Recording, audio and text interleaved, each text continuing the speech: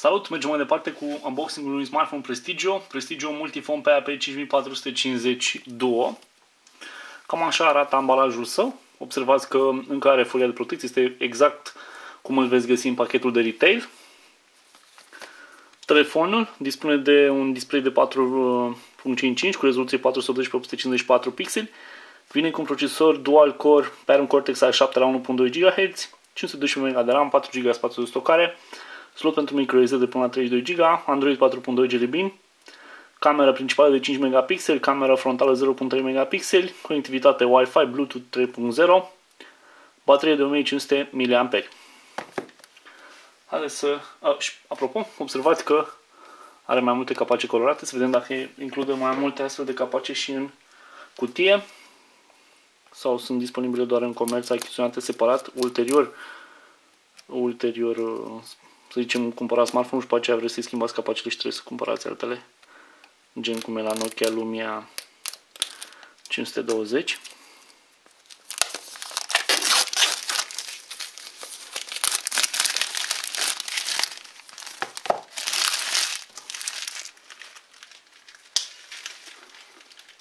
Am îndepărtat folia exterioară și acum o scoatem din cutie.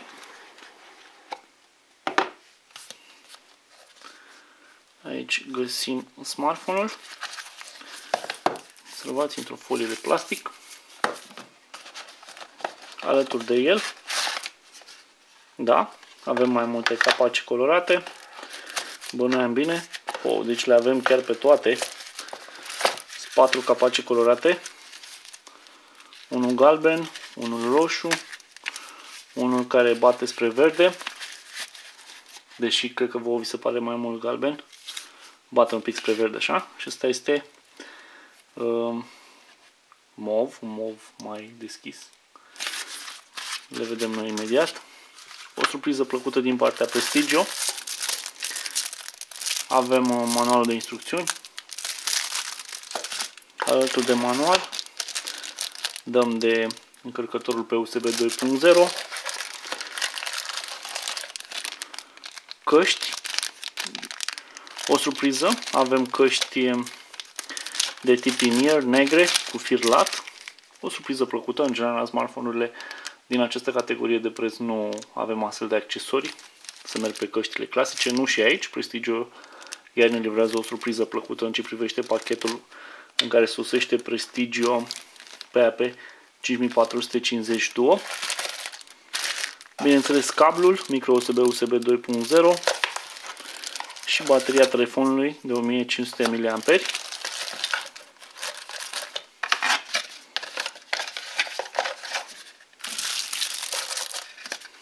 Toate aceste accesorii le punem deoparte. Ne concentrăm asupra smartphone-ului și asupra capacelor care sosește în pachet.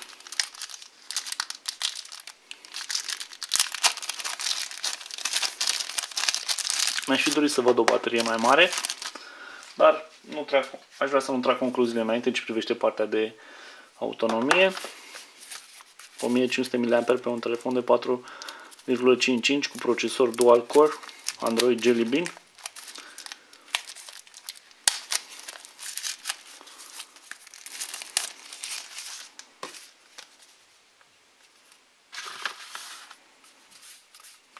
Observați smartphone-ul.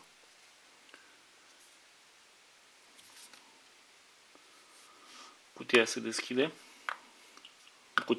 Smartphone-ul se deschide din lateral. Capacul bateriei.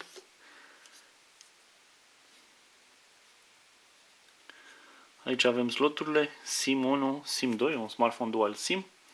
Și slotul pentru microSD de până la 32 GB, pe lângă cei 4 GB incluși inițial, din care își mai ia și sistemul de operare ceva și se rămâne, cred că, la în jur de maxim 2 GB în mod real.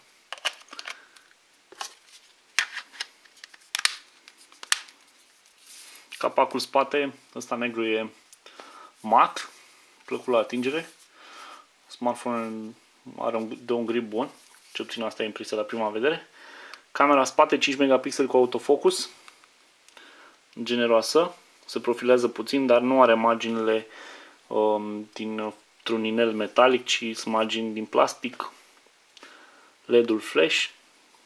În ce privește expunerea metodei de conectivitate, avem portul micro USB în partea superioară, jack-ul de 3.5 mm, în lateral dreapta tasta power la bază, niciun element de conectivitate, în lateral stânga reglarea volumului, speakerul, depărtăm și folia frontală și pornim telefonul pentru prima dată.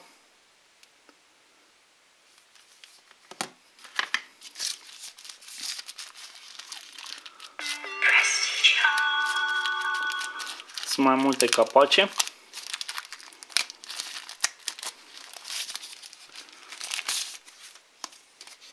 Cum spuneam, violet, mov, așa deschis.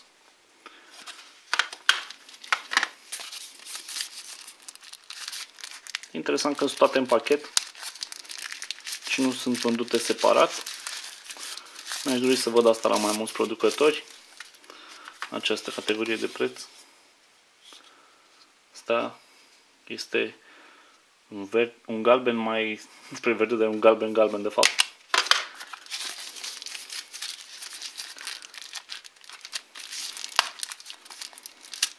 Toate aceste capace sunt mate, nu sunt lucioase. Vine un plastic flexibil. Observați pe cel roșu. O să le pun imediat să vedeți cum îi vine cu aceste capace. S-au adunat destule elemente din plastic. Și cel galben mai deschis.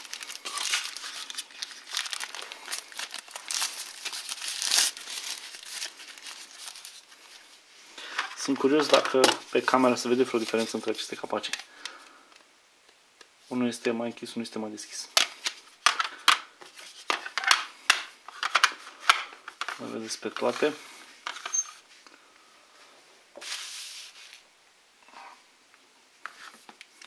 Să-i schimbăm capacul. Prima dată îl pun pe cel roșu. Se deschide destul de ușor.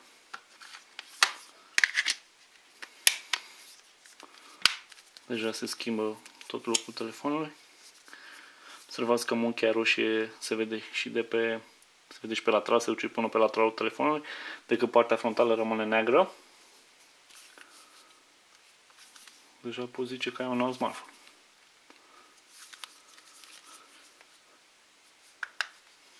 De la sortezi. E potrivit pentru tineri, pentru cei interesați partea asta mai mult de fashion, să zic așa. Capacele se montează ușor, se demontează la fel de ușor. Facem setările de început.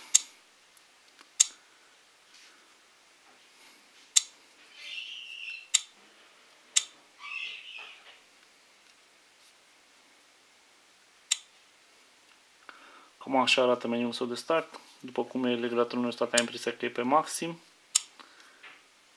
Imediat ne ducem la luminositate.